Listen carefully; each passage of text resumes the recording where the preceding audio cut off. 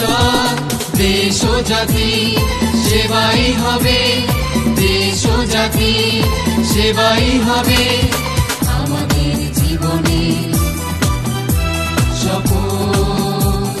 শিক্ষা, নৈতিকতা, মানবতা, দেশপ্রেম আমাদের চলার নীতি, আমাদের চলার নীতি। এটাই মজিদ জরিনা ফাউন্ডেশন স্কুল কলেজের মূলনীতি। প্রিয় শিক্ষার্থী বন্ধুরা, তোমরা কেমন আছো? আমি প্রত্যাশা করছি তোমরা আল্লাহ তাআলার বিশেষ রহমতে ভালো আছো, আর আমিও তোমাদের দোয়ায় আলহামদুলিল্লাহ ভালো আছি। কোভিড-19 তথা করোনা ভাইরাসের এই ক্রান্তি লগ্নে শুধু শরীয়তপুর নয়, পুরো বিশ্ব জুড়ে শিক্ষার্থীদের লেখাপড়া যেন স্থবির হয়ে পড়েছে। এমত অবস্থায় শরীয়তপুরের Majid Jarina foundation school and college তোমাদের জন্য আরো পূর্বে থেকেই বরাবরের ন্যায় আয়োজন করে আসছে অনলাইন ভার্চুয়াল ক্লাস। এজন্য সংশ্লিষ্ট কলেজ কর্তৃপক্ষকে আমি আন্তরিকভাবে ধন্যবাদ জ্ঞাপন করছি। সেই সাথে তোমরা যারা আরো পূর্বে থেকেই আমাদের সঙ্গে অনলাইন ক্লাসের সাথে যুক্ত রয়েছো, অনলাইন পরীক্ষার সাথে যুক্ত রয়েছো, এজন্য তোমাদেরকেও আমি আন্তরিকভাবে অভিনন্দন ও শুভেচ্ছা জ্ঞাপন করছি। তো প্রিয় শিক্ষার্থী বন্ধুরা, আজকে আমি আবারও তোমাদের মাঝে এসে হাজির হয়েছি একাদশ শ্রেণীর রসায়ন দ্বিতীয় পত্রের প্রথম অধ্যায় পরিবেশ ও রসায়নের পরবর্তী টপিকস নাইট্রোজেন ফিক্সেশন নিয়ে। আজকে আমি কথা বলবো মূলত নাইট্রোজেন ফিক্সেশন কি, পরিবেশ কিভাবে দূষিত হয়, দূষক, প্রাইমারি দূষক, সেকেন্ডারি দূষক, দূষকের গ্রাহক, দূষকের সিঙ্ক, এছাড়াও আমি কথা বলবো আরো বেশ কিছু কয়েকটি গুরুত্বপূর্ণ টপিকস নিয়ে। চলো আর কথা নয়, এখন আমরা সরাসরি চলে যাব আমাদের আজকের মূল পয়েন্টে। আমরা ইতিমধ্যে হোয়াইট বোর্ডে দেখতে পাচ্ছি যে নাইট্রোজেন ফিক্সেশন কি।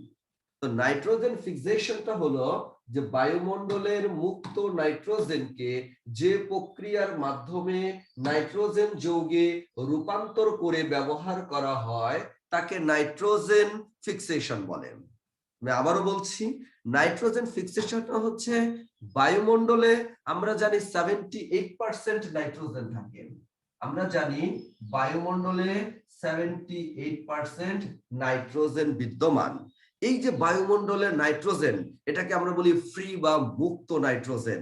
এই নাইট্রোজেনকে যে প্রক্রিয়ার মাধ্যমে বিভিন্ন যৌগ হিসেবে আমরা রূপান্তর করে থাকি এবং সেই রূপান্তরিত নাইট্রোজেন ঘটিত যৌগগুলোকে আমরা বিভিন্ন কাজে ব্যবহার করে থাকি। এই যে বাতাসে থাকা মুক্ত নাইট্রোজেনকে যৌগে রূপান্তর করে এরপর যে ব্যবহার করছি, এই বিষয়টিকে বলা হয় নাইট্রোজেন ফিক্সেশন। নাইট্রোজেন ফিক্সেশন বা ফিক্সেশন। তো শিক্ষার্থী বন্ধুরা, আশা করি তোমরা নাইট্রোজেন ফিক্সেশন ব্যাপারটা বুঝতে পেরেছো। এটাকে যদি আমি একটু বাংলা করি তাহলে বিষয়টি দাঁড়ায় নাইট্রোজেন আবদ্ধীকরণ। নাইট্রোজেন আবদ্ধীকরণ, নাইট্রোজেন আবদ্ধীকরণ অর্থাৎ বাতাসে থাকা মুক্ত নাইট্রোজেনকে আমি যদি একটা যৌগ হিসেবে আবদ্ধ করি, একটা যৌগ হিসেবে রূপান্তর করি এবং পরবর্তীতে এটি বিভিন্ন কাজে ব্যবহার করি, তাহলে এই বিষয়টিকে আমরা বলবো নাইট্রোজেন আবদ্ধকরণ বা আবদ্ধীকরণ, বা ইংলিশে বলে নাইট্রোজেন ফিক্সেশন। তো শিক্ষার্থী বন্ধুরা, এখন আমরা দেখব এই নাইট্রোজেন ফিক্সেশন কত ভাবে করা যায়। আমরা জানি নাইট্রোজেন ফিক্সেশন দুই ভাবে করা যায়। ইহা দুই ভাবে করা যায়। নাইট্রোজেন ফিক্সেশন দুই ভাবে করা যায়। একটি হলো প্রাকৃতিক উপায়ে, একটি হচ্ছে প্রাকৃতিক ভাবে নাইট্রোজেন ফিক্সেশন, একটি প্রাকৃতিক ভাবে এবং অন্যটি হচ্ছে কৃত্রিম উপায়ে।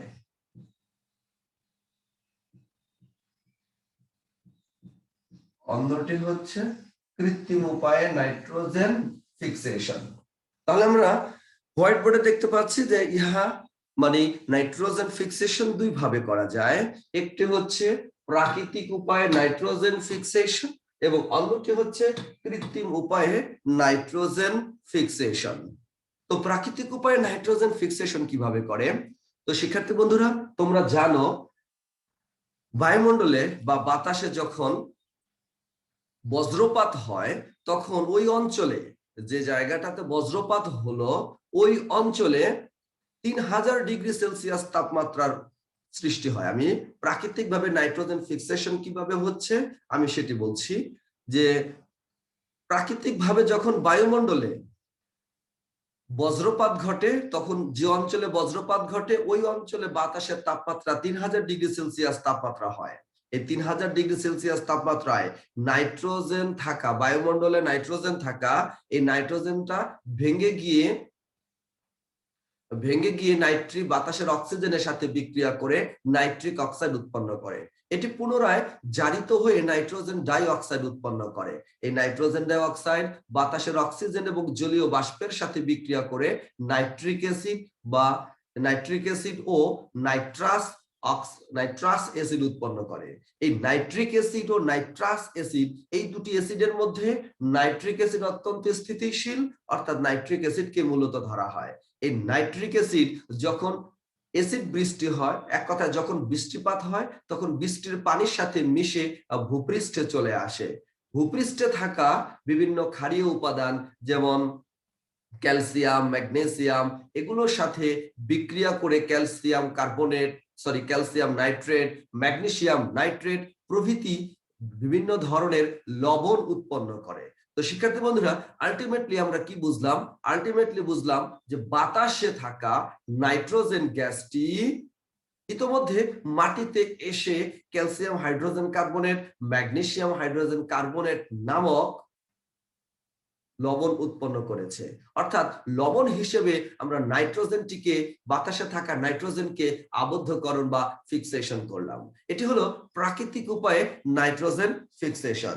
এছাড়া জীবকোষে নাইট্রোজেন ফিক্সেশন রয়েছে, যে জীবকোষে কিভাবে নাইট্রোজেন ফিক্সেশন হয়। এই বিষয়টি তোমরা তোমাদের যে হাজারীয় নাগের যে বইটি রয়েছে, হাজারীয় নাগ স্যারের যে বইটি রয়েছে বা তোমাদের কাছে যে বইটি রয়েছে সেই বইটিতে দেখবা যে মটরশুঁটি, সিম, হ্যাঁ, তারপরে হচ্ছে তোমার ছোলা, এগুলো যে গুল্ম জাতীয় যে উদ্ভিদগুলো রয়েছে এগুলোর মাধ্যমে কিভাবে বাতাসের নাইট্রোজেন আবদ্ধীকরণ হচ্ছে এই বিষয়গুলো তোমরা বুঝতে পারবে। আমি তোমাদের প্রাকৃতিক উপায়ে নাইট্রোজেন ফিক্সেশনের যে প্রয়োজনীয় যে বিক্রিয়াগুলো রয়েছে সেই বিক্রিয়াগুলো আমি তোমাদেরকে একটু জানিয়ে দিতে চাই।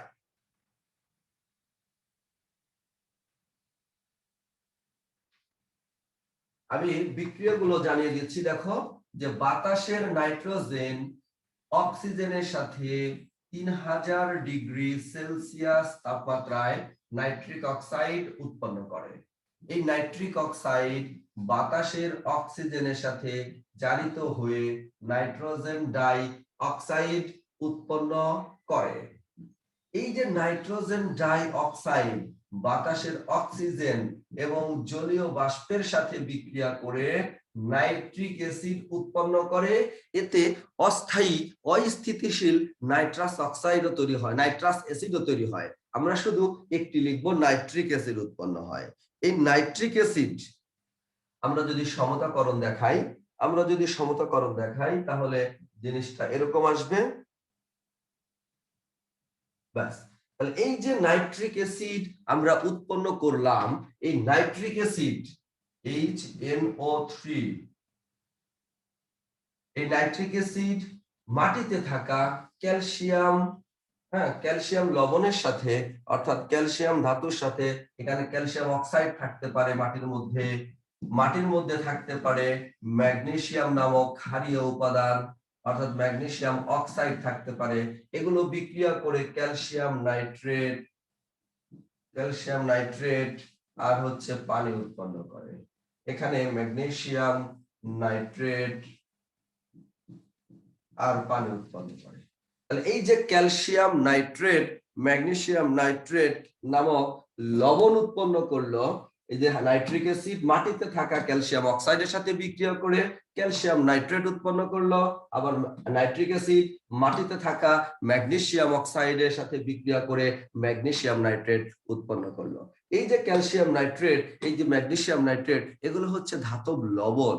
এগুলো আমরা যৌগ হিসেবে, ক্যালসিয়াম নাইট্রেট হিসেবে, ম্যাগনেসিয়াম নাইট্রেট হিসেবে বাতাসে থাকা এই নাইট্রোজেনকে আমরা এই নাইট্রেট রূপে, আমরা ক্যালসিয়াম নাইট্রেট, ম্যাগনেসিয়াম নাইট্রেট রূপে আমরা কনভার্ট করে ফেললাম, আবদ্ধকরণ করে ফেললাম।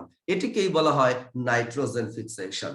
তো শিক্ষার্থী বন্ধুরা, এটা হচ্ছে প্রাকৃতিক উপায়ে নাইট্রোজেন ফিক্সেশন। এখন আমি দেখাবো তোমাদেরকে যে কৃত্রিম উপায়েও নাইট্রোজেন ফিক্সেশন করা যায়। কৃত্রিম উপায়েও নাইট্রোজেন ফিক্সেশন করা যায়। তো কৃত্রিম উপায়ে আমরা কিভাবে নাইট্রোজেন ফিক্সেশন করতে পারি? যে কৃত্রিম উপায়ে আমরা নাইট্রোজেন ফিক্সেশন বিভিন্ন রাসায়নিক বিক্রিয়ার মাধ্যমে করতে পারি।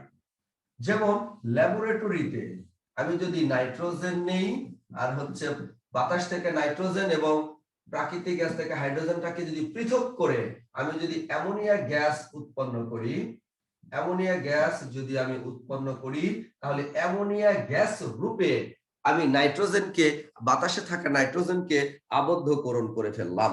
এটা হচ্ছে কৃত্রিম উপায়ে নাইট্রোজেন ফিক্সেশন। আবার বাতাসে থাকা নাইট্রোজেন অক্সিজেনের সাথে বিক্রিয়া করে আমরা নাইট্রিক অক্সাইড উৎপন্ন করতে পারি। এই নাইট্রিক অক্সাইড পুনরায় জারিত হয়ে নাইট্রোজেন ডাই অক্সাইড উৎপন্ন করবে।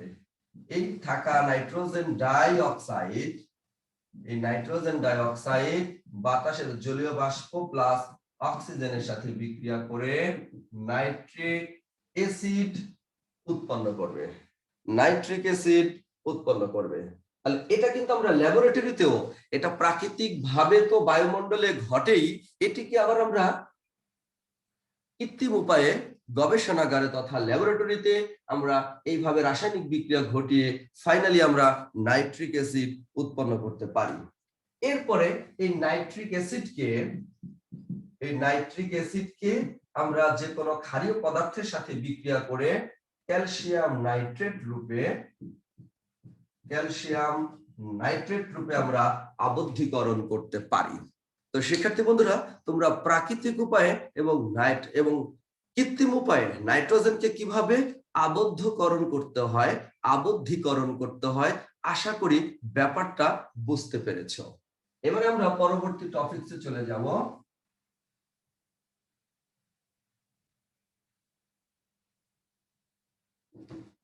আমাদের পরবর্তী টপিকস হচ্ছে দূষক। আমাদের পরবর্তী টপিকস হচ্ছে দূষক। দূষক কি? দূষক হচ্ছে বায়ুমণ্ডলে যে সমস্ত উপাদানগুলো নির্গত হয়ে, যে সমস্ত মনুষ্য সৃষ্ট কারণে কিংবা প্রাকৃতিক কারণে এমন কিছু পদার্থ রয়েছে যেগুলো বায়ুমণ্ডলে নির্গত হয়ে বায়ুমণ্ডলে থাকা, বায়ুমণ্ডলকে দূষিত করে। তো যে সমস্ত উপাদানগুলো, সেটা প্রাকৃতিক উপায়ে হোক আর কৃত্রিম উপায়ে হোক, যে উপাদানগুলো পরিবেশের সাথে মিশে, বায়ুমণ্ডলের সাথে মিশে পরিবেশকে দূষণ করছে, তাদেরকে আমরা বলছি দূষক। এই দূষক দুই ধরনের হয়। এই দূষক দুই ধরনের হয়। একটা হচ্ছে প্রাইমারি দূষক, একটি হচ্ছে প্রাইমারি দূষক, আরেকটি হচ্ছে সেকেন্ডারি দূষক। তাহলে দূষক হচ্ছে দুই ধরনের, একটি হচ্ছে প্রাইমারি, অপরটি হচ্ছে সেকেন্ডারি দূষক। একটি হচ্ছে প্রাইমারি দূষক, অপরটি হচ্ছে সেকেন্ডারি দূষক। প্রাইমারি দূষকের মধ্যে রয়েছে sulphur dioxide, carbon dioxide, carbon monoxide, তারপরে রয়েছে অ্যামোনিয়া,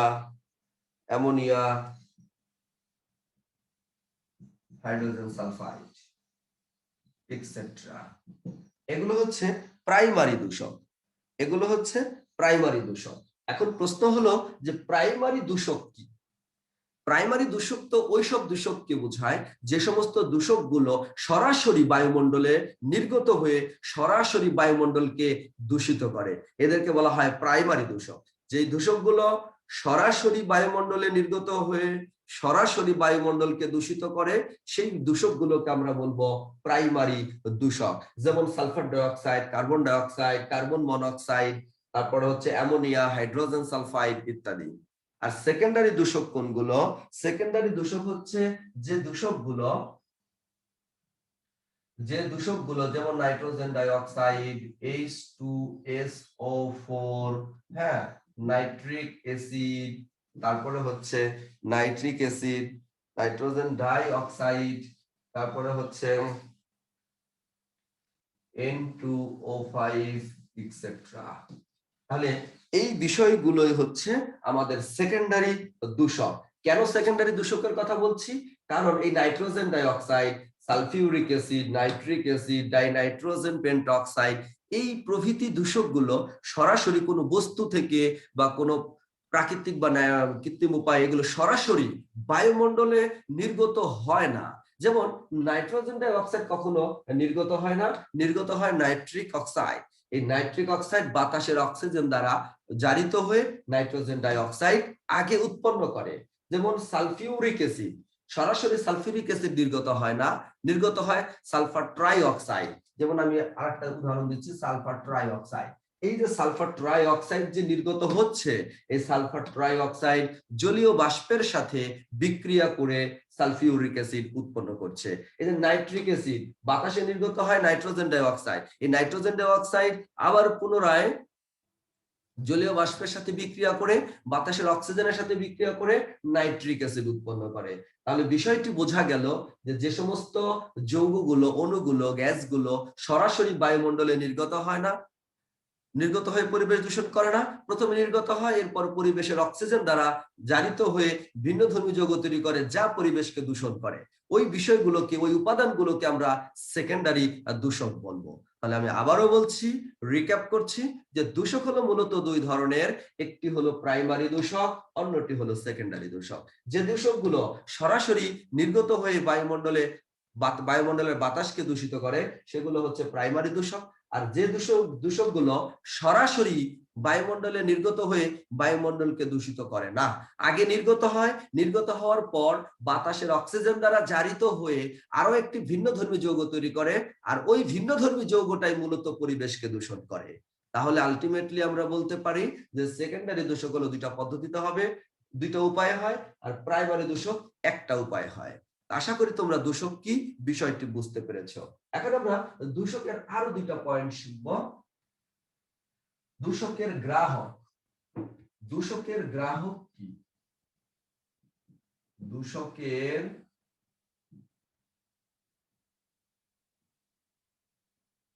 দূষকের গ্রাহকটা কি? দূষকের গ্রাহকটা হলো যে বায়ুমণ্ডল তথা বাতাস যদি দূষিত হয় দূষক দ্বারা, এই দূষিত হওয়ার পরে এই দূষকের শিকার হয় যে সমস্ত বস্তুগুলো, এই দূষকের শিকার হয় যে সমস্ত বস্তুগুলো, যে সমস্ত স্থাপত্যগুলো, যে সমস্ত ভবনগুলো, যে সমস্ত ভাস্কর্যগুলো, তাদেরকেই আমরা দূষকের গ্রাহক বলবো। আমি একটু উদাহরণ হিসেবে তোমাদের বিষয়টিকে স্পষ্ট করি। ধরো ভারতে মমতাজের তাজমহল, বিভিন্ন ধরনের ভাস্কর্য কিংবা স্থাপত্য যেগুলো কিনা মার্বেল পাথর, ডলোমাইট, চুনা পাথর, আর চুনা পাথর যে কথা, মার্বেল পাথর একই কথা। তাহলে এই যে মার্বেল পাথর কিংবা ডলোমাইট, এই সমস্ত জিনিসগুলো বা এই সমস্ত উপাদানগুলো দ্বারা যে সমস্ত স্থাপত্য তৈরি হয়, যে সমস্ত ভাস্কর্য বা মূর্তিগুলো তৈরি হয়, যে সমস্ত সৌন্দর্য বৃদ্ধির জন্য স্মৃতিস্তম্ভগুলো সৌন্দর্য স্থাপনের জন্য বিভিন্ন ধরনের তোমার স্থাপত্য তৈরি করা হচ্ছে। তারপরে হচ্ছে বিভিন্ন ধরনের স্মৃতি, যে শহীদদের স্মরণে যে স্মৃতিস্তম্ভগুলো হচ্ছে, তারপরে হচ্ছে ভাষা আন্দোলনের জন্য যে স্মৃতিস্তম্ভগুলো হচ্ছে, আমাদের যে শহীদ মিনার রয়েছে, স্মৃতিস্তম্ভগুলো রয়েছে, এগুলো কিন্তু ডলোমাইট কিংবা মার্বেল পাথর এগুলো দ্বারা তৈরি করা হয়ে থাকে। এই যে ডলোমাইট বা মার্বেল পাথর, যেমন মার্বেল পাথরের সংকেত হচ্ছে ক্যালসিয়াম কার্বনেট, আর ডলোমাইটের সংকেত হচ্ছে calcium carbonate into magnesium carbonate. এই যে ক্যালসিয়াম কার্বনেট, ম্যাগনেসিয়াম কার্বনেট, এটাকে আমি বলছি ডলোমাইট। এটিকে আমি বলছি ডলোমাইট, আর এটিকে আমি বলছি চুনা পাথর। চুনা পাথর, চুনা পাথরও বলা যায়, মার্বেল পাথরও বলা যায়, মার্বেল পাথর। তাহলে চুনা পাথরও বলতে পারি, মার্বেল পাথরও বলতে পারি। তাহলে এই চুনা পাথরের সাথে, এই ডলোমাইটের সাথে তথা ক্যালসিয়াম কার্বনেটের সাথে, ম্যাগনেসিয়াম কার্বনেটের সাথে যখন আমাদের নাইট্রিক অ্যাসিড উৎপন্ন হলো বাতাসে, এই বাতাসে নাইট্রিক অ্যাসিড উৎপন্ন হলো, সালফিউরিক অ্যাসিড উৎপন্ন হলো সেকেন্ডারি দূষক দ্বারা। এর ফলে যখন বৃষ্টিপাত হয় তখন বৃষ্টির পানির সাথে মিশে এই অ্যাসিড গুলো ভূপৃষ্ঠে ফিরে আসে। ভূপৃষ্ঠে থাকা এই স্থাপত্যগুলো যেগুলো চুনা পাথর বা মার্বেল পাথর এবং ডলোমাইট দ্বারা তৈরি, এগুলোর যখন সংস্পর্শে আসে তখন এদের সাথে রাসায়নিক বিক্রিয়ার মাধ্যমে অদ্রবণীয় লবণ উৎপন্ন করে, অদ্রবণীয় লবণের আস্তরণ সৃষ্টি করে। অর্থাৎ ওই স্থাপত্যগুলো, ওই ভাস্কর্যগুলো, ওই মমতাজের তাজমহল নামক যে সারা বিশ্বে যে স্থাপত্যগুলো রয়েছে, সৌন্দর্য বর্ধন বিষয়ক যে বিষয়গুলো রয়েছে, জিনিসগুলো রয়েছে, সেগুলো ধীরে ধীরে ক্ষয়প্রাপ্ত হতে থাকে। আমি আবারও বলছি, দ্রুত ক্ষয় হয় না, এটা দীর্ঘ প্রক্রিয়া, স্লো প্রসেস, ধীরে ধীরে এটি ক্ষয়প্রাপ্ত হতে থাকে। এই যে মমতাজের তাজমহল, এই যে শহীদ মিনার, এই যে স্মৃতিস্তম্ভগুলো, এই যে ভাস্কর্যগুলো, এই যে স্থাপত্যগুলো, এগুলোই মূলত দূষকের গ্রাহক। কারণ যারা ক্ষতিগ্রস্ত হলো, এই ক্ষতিগ্রস্ত বস্তুগুলোকে আমরা বলবো দূষকের গ্রাহক। আশা করি দূষকের গ্রাহক কি বিষয়টি তোমরা স্পষ্ট হয়েছে। এবার আসি, আমি দূষকের সিঙ্ক নিয়ে একটু কথা বলবো।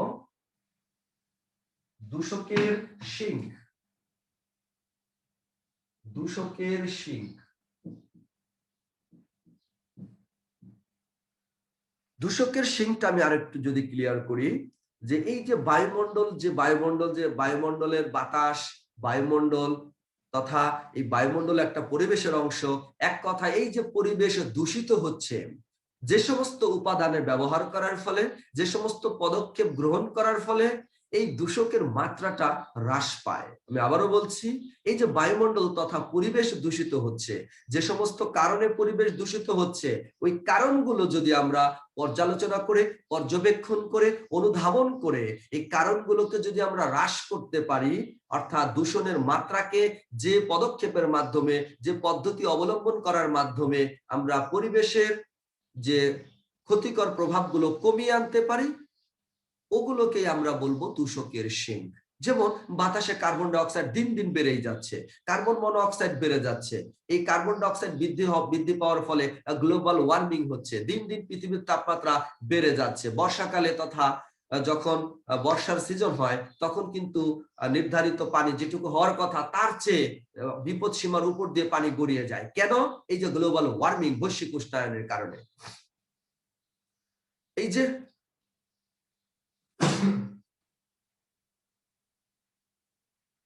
যে তোমার দূষকের যে এই যে বায়ুমণ্ডল যে দূষিত হচ্ছে, এই দূষিত বায়ুমণ্ডলগুলো, এই দূষিত বায়ুমণ্ডলের প্রভাবে বিশেষ করে কার্বন ডাই অক্সাইডের কারণে শীত প্রধান দেশগুলোর যে বরফ রয়েছে, বরফগুলো গলে যাচ্ছে। এই বরফগুলো গড়ে সমুদ্রের পানির উচ্চতা বৃদ্ধি করে দিচ্ছে। আর সমুদ্রের পানির উচ্চতা বৃদ্ধি পাওয়ায় এগুলো গড়িয়ে গড়িয়ে নদ নদী খাল বিলে গিয়ে আশ্রয় নিচ্ছে। অ্যাজ এ রেজাল্ট একটা পর্যায়ে এসে এটি মানুষের বসবাস করার জায়গা, অর্থাৎ ভিটামাটি বর্ষা কবলিত হয়ে যাচ্ছে, অর্থাৎ বন্যা কবলিত এলাকা নামে তারা পরিচিত হচ্ছে। তাহলে এই বিষয়গুলো টোটালি কিন্তু কার্বন ডাই অক্সাইড বৃদ্ধি পাওয়ার কারণে, অর্থাৎ গ্লোবাল ওয়ার্মিং, অর্থাৎ বৈশ্বিক উষ্ণায়নের কারণে। বৈশ্বিক উষ্ণায়ন যত বেশি হবে, শীত প্রধান দেশের ইউরোপ কান্ট্রি দেশগুলোর তোমার বরফগুলো দ্রুত গলে যাবে। ফলে বর্ষাকালে তো পানির উচ্চতা স্বাভাবিকের তুলনায় বিপদ সীমার উপর দিয়ে প্রবাহিত হবে। তাহলে আমরা যদি প্রচুর পরিমাণে যদি গাছপালা রোপণ করি, বৃক্ষরোপণ করি, তাহলে কিন্তু বায়ুমণ্ডলে এই যে কার্বন ডাই অক্সাইডের পরিমাণ বৃদ্ধি পাওয়া, এটা কিন্তু হ্রাস পাবে। তাহলে আমরা বলতেই পারি, এই যে বৃক্ষরোপণ, গাছপালা লাগানো, গাছ লাগানো, এটাই হলো দূষকের সিঙ্ক। আমি আবারও বলছি, এক্ষেত্রে গাছ লাগানো, বৃক্ষরোপণ করা, এটা হচ্ছে দূষকের সিঙ্ক। আশা করি শিক্ষার্থী বন্ধুরা তোমরা দূষক কি বুঝতে পেরেছো। দূষক কত ধরনের, একটা প্রাইমারি দূষক, একটি হলো সেকেন্ডারি দূষক। প্রাইমারি দূষক কি, সেকেন্ডারি দূষক কি, এটাও তোমরা বুঝতে পেরেছো। এছাড়াও তোমরা বুঝতে পেরেছো যে এইমাত্র পড়ালাম দূষকের সিঙ্ক, এটাও তোমরা বুঝতে পেরেছো। এর আগে পড়ালাম দূষকের গ্রাহক, এই বিষয়টিও তোমরা বুঝতে পেরেছো। তো শিক্ষার্থী বন্ধুরা, আজ আর নয়, আবার পরবর্তীতে তোমাদের মাঝে এসে হাজির হব আমাদের পরবর্তী গুরুত্বপূর্ণ টপিকস গুলো নিয়ে। সেই পর্যন্ত তোমরা সুস্থ থাকো, নিরাপদে থাকো, সে আশা প্রত্যাশা ব্যক্ত করে আজকের এই অনলাইন ভার্চুয়াল ক্লাস আমি এখানে শেষ করছি। আল্লাহ হাফেজ।